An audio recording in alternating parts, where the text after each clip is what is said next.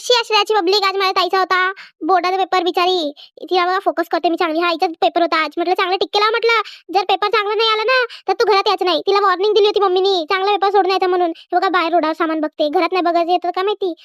नंतर हे गेल्यावर सगळे काम माझ्यावर येणार होते म्हणून मला असा राग आला होता ना. सकाळपासून चिडचिड करत होती कारण मला माहित होतं की हे गेल्यावर मलाच काम करायचे आहे. असं दिमाग खराब झालं ना माझं. तू काय सांगू तुम्हाला. या बाई कोणीतरी माझी हेल्प करायला. एवढे काम करायला लागते. काम रोजचे तर नाही पण ते जेव्हा घरी नाही तेव्हा सगळे काम मला करायला लागते.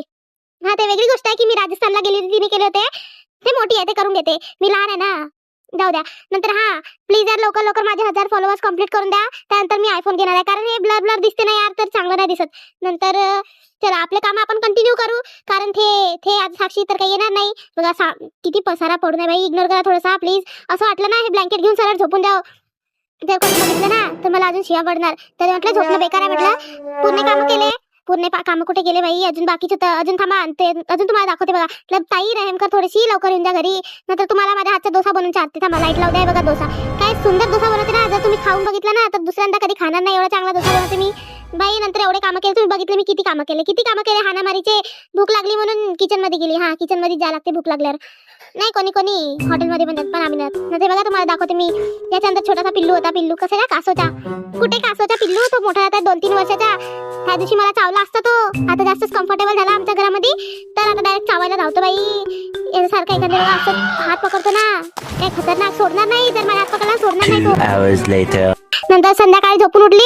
यार माहित नाही एवढी घाण आदत लागली ना. कुठून लागली माहिती नाही. झोपून उठला काय काय खायला पाहिजे माहिती नाही. आता जर चिप्स खाते ना तर डायरेक्ट जेवण करते जेवण. नंतर ही बोलली मी तुझ्यापेक्षा मोठी आहे त्यासाठी भांडण झालं आमचं. रोज होते रोज जायच्या. नंतर तिला आशीर्वाद दिला थोडासा. म्हटलं थांब आता माझ्या आशीर्वादाने तू पास होशील. तिला समजलंच मी काय केलं. एवढा खटकन लागली ना बाई ती पाटी नाही सॉरी प्लाय. इतक्या दिवस लागली. सकाळपासून लागून राहिली ते वेगळी गोष्ट आहे.